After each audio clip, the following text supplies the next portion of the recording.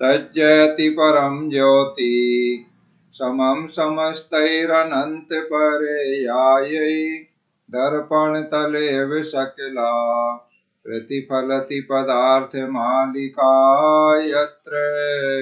श्री पुरुषार्थ सिद्धि उपाय ग्रंथ जी में आचार्य श्री अमृतचंद्र स्वामी जी महाराज 5 पापों का त्याग करने की प्रेरणा देने के साथ में अब आगे बढ़ रहे हैं। हिंसा जिन कार्यों में होती है उन सभी कार्यों का हमें त्याग कर देना चाहिए। तो इसमें एक बहुत बड़ा कार्य और है जिससे जीवों की हिंसा होती है और वह है रात्रि भोजन करना। रात्रि भोजन करने से जीवों की हिंसा होती है, इसलिए रात्रि भोजन का त्याग कर देना चाहिए। ये बात हम श्लोक नंबर 129 में समझेंगे। श्लोक दोहराइए। रात्रौ भुञ्जानानाम्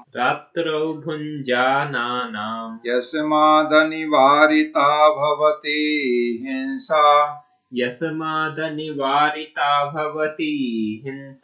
हिंसाविरतैस्तस्मात् त्यक्तव्या रात्रिभोक्तिरपि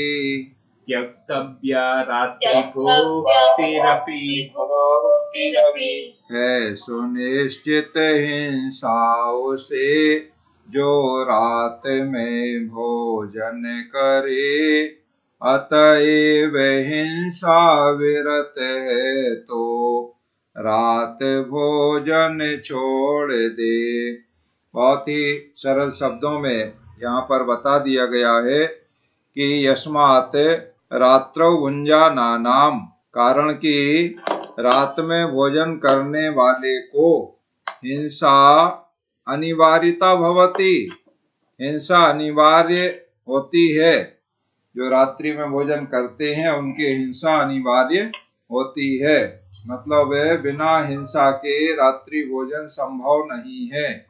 तस्मात् माने इसलिए हिंसा विरतई, हिंसा के त्यागियों को रात्रि भुक्ति अपि त्यक्तव्या, रात्रि भोजन का भी त्याग करना चाहिए। अगर हम हिंसा के त्यागी हैं, हिंसा से पाप से बचना चाहते हैं तो हमें रात्रि भोजन का भी त्याग करना चाहिए, क्योंकि रात्रि भोजन करने वाले को हिंसा अनिवार्य रूप से होती है। रात्रि भोजन करने वाला किसी भी प्रकार से हिंसा से बच नहीं सकता है। बहुत सारे व्यक्ति बहुत सारे उपाय करते हैं कि वह रात्रि में भोजन करें और वो हिंसा उनको ना हो, माने हिंसा का पाप ना लगे। ऐसे अनेक उपाय करते हैं और अनेक प्रकार के तर्क भी देते हैं। कोई कोई कहते हैं कि पहले जब ये लाइट वगैरह नहीं थी व्यवस्था, तो उस समय रात्रि में कोई ऐसा लैंप वगैरह जला के, लालटेन जला के, गैस जला के रखते थे और उसमें बहुत जीव आते थे, इसलिए हिंसा होती थी। अब तो बहुत अच्छी लाइट मरकरी जलती हैं और उसमें जीव हिंसा नहीं होती है। कुछ लोग ये कहते हैं कि पहले दिन में उजाला रहता था और रात्रि में अंधकार रहता था, इसलिए अंधकार में भोजन करने में जीवों की हिंसा होती थी। अब तो रात्रि में बिल्कुल दिन जैसा प्रकाश हो जाता है।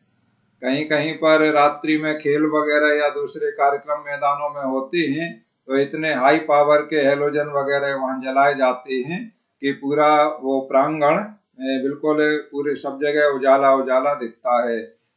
नाइट में रात्रिकालीन टूर्नामेंट वगैरह, क्रिकेट मैच वगैरह भी होते हैं, तो वो लोग, उनका तर्क रहता है कि दिन जैसा प्रकाश हो जाता है। तो ये इस प्रकार के कितने भी वो अपने तर्क दे लें, लेकिन दिन की तरह से रात्रि का जो भोजन है वह रात्रि का भोजन हिंसा रहित नहीं हो सकता है। यहाँ आचार्य महाराज यही बात बता रहे हैं कि रात्रि भोजन में अनिवार्य रूप से हिंसा होती है, किसी भी तरह से हिंसा से बच नहीं सकते हैं। इसलिए हिंसा के त्यागियों को रात्रि भोजन का त्याग करना चाहिए। श्लोक दोहराते हैं। रात्रौ भुञ्जानानां यस्मादनिवारिता भवति हिंसा हिंसाविरतैस्तस्मात् त्यक्तव्या रात्रिभोक्तिरपि। अब रात्रि भोजन में जैसे पहले हमने हिंसा, दो प्रकार की हिंसा होती है ये बात समझिए, एक द्रव्य हिंसा होती है और एक भाव हिंसा होती है।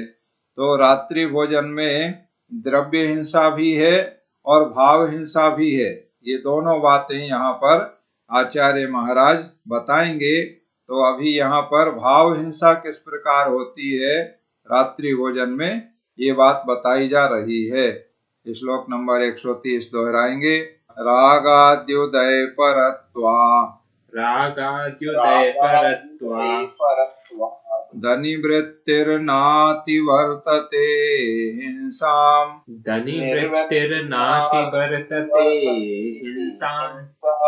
रात्रिं दिवमाहर्त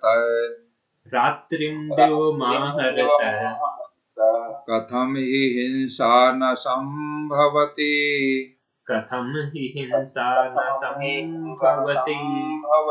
रागादि भावों की अधिकता से नहीं त्यागे सदा अतएव निस्दिन करे भोजन महाहिंसा सर्वदा। महाहिंसा सर्वदा किसके लिए महाहिंसा होती है हमेशा? जो निस्दिन करे भोजन। निसी माने होता है रात्रि और दिन माने होता है दिन, दिवस। तो जो रात्रि में भी और दिवस में भी भोजन करते हैं उनके महाहिंसा हमेशा होती है। क्यों होती है? रागादि भावों की अधिकता से, क्योंकि उसके राग अधिक है इसलिए वह त्याग उसने नहीं किया रात्रि भोजन का। उसे राग अधिक है तो दिन में खाने से उसका संतुष्टि नहीं हो रही है, इसलिए वो रात में भी राग के कारण से भोजन आदि करता है। इसलिए उसकी महाहिंसा होती है हमेशा। क्योंकि ये भाव हिंसा की बात कर रहे हैं तो राग आदि भावों की उत्पत्ति होना ही हिंसा है और इनकी उत्पत्ति ना होना अहिंसा है। ये बात श्लोक नंबर 44 में हम लोग समझ लिए हैं। तो इस तरह से भाव हिंसा होती है। अन्वय अर्थ देख लें। अनिवृत्ति माने अत्याग भाव, निवृत्ति कहलाता है त्याग, तो अनिवृत्ति का मतलब हो गया अत्याग माने त्याग नहीं करने का भाव। रागाद्युदय परत्वात्, रागादि उदय परत्वात् माने रागादि भावों के उदय की उत्कटता से, उत्कटता माने तीव्रता, रागादि भावों के उदय की उत्कटता रहती है। जो रात्रि भोजन का त्याग नहीं कर रहे हैं उनकी भोजन के प्रति जो राग है, राग के भाव हैं, उनका उदय तीव्रता से रहता है, उत्कटता रहती है रागादि भावों के उदय की, इसलिए वो त्याग नहीं करते हैं। तो उनके अत्याग भाव रहता है रात्रि भोजन के प्रति। तो उनके लिए बता रहे हैं कि हिंसाम ना अतिवर्तते, हिंसा को उल्लंघन करके नहीं प्रवर्तते।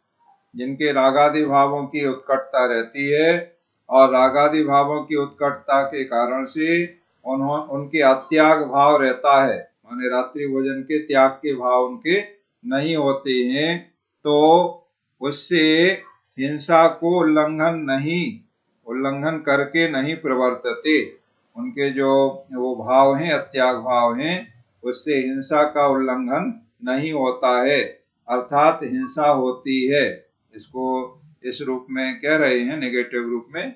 तो हिंसा को उल्लंघन करके नहीं प्रवर्तते माने हिंसा का उल्लंघन नहीं करते हैं। इसका मतलब इसको पॉजिटिव में कहें तो हिंसा होती है राग आदि भावों की उत्कटता से, जो अत्याग भाव है उससे हिंसा होती है। तो रात्रि दिवम, रात और दिन आहारता, आहार करने वाले को ही माने निश्चय से हिंसा कथम न संभवती, क्यों नहीं संभव होगी? जो रागादि भावों की उत्कटता से अत्याग भाव है रात्रि भोजन के प्रति, वो हिंसा को उल्लंघन करके नहीं प्रवर्तते हैं, इसलिए जो रात्रि और दिन में आहार करने वाले हैं। माने दिन में तो सामान्य बात है, सभी करते हैं दिन में आहार, प्रकृति की व्यवस्था है। जैसे ही सुबह सूर्योदय का समय होता है तो सारे प्राणी जो भी जीव जगत हैं वो सभी अपने आहार आदि के लिए खोज में निकल पड़ते हैं। पशु पक्षी भी अपने आहार की खोज में घोंसलों से, जो पक्षी वगैरह हैं, वो निकलते हैं और उड़ के जाते हैं, जहाँ उनका आहार दाना पानी मिलता है वहाँ चले जाते हैं। और जैसे ही सूर्यास्त का समय होता है, रात्रि होती है, तो वह अपने जहाँ उनका बसेरा है तो अपने स्थान पर वापस आ जाते हैं और रात्रि में सुखपूर्वक सोते हैं अपने घोंसले वगैरह में या पेड़ की डाल पर। तो ये पक्षियों की इस तरह की प्राकृतिक व्यवस्था है। इसी तरह से पशुओं में भी जो पालतू पशु वगैरह हैं या पालतू नहीं है, जंगली भी पशु हैं, तो बहुतायत से वह जैसे ही सवेरा होता है, उजाला होता है, तो वो अपने आहार वगैरह के लिए निकलते हैं, आहार पानी दिन भर जो भी करते हैं, और शाम को अपने अपने नियत स्थान में या अनियत स्थान में, जहाँ भी जिनको अपनी रात्रि गुजारना है, वहाँ पर आकर के अपना विश्राम करते हैं। कुछ विशिष्ट ऐसे इस प्रकार के जानवर वगैरह होते हैं जो रात्रि भोजी होते हैं, तो वो रात्रि में निकलते हैं, लेकिन उनकी संख्या बहुत कम है, ज्यादा नहीं है। बहुलता तो दिन के भोजन करने वालों की ही है।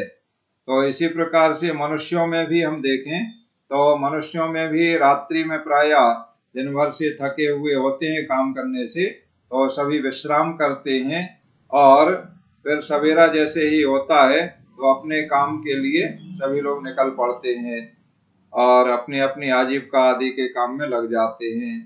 तो दिन काम करने के लिए, भोजन करने के लिए, उसमें प्राकृतिक उजाला रहता है और रात्रि में अंधकार हो जाता है।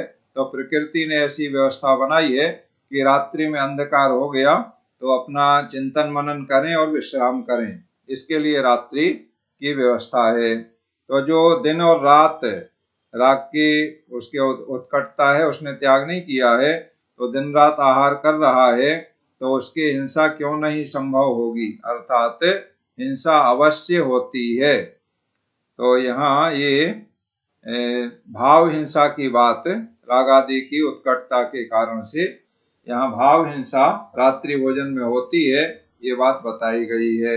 आगे द्रव्य हिंसा के बारे में भी बताएंगे और बहुत सारे कुतर्की लोगों ने शंकाएं की हैं, तो आचार्य महाराज उनकी शंका का उदाहरण देते हुए उन शंकाओं का समाधान भी करेंगे।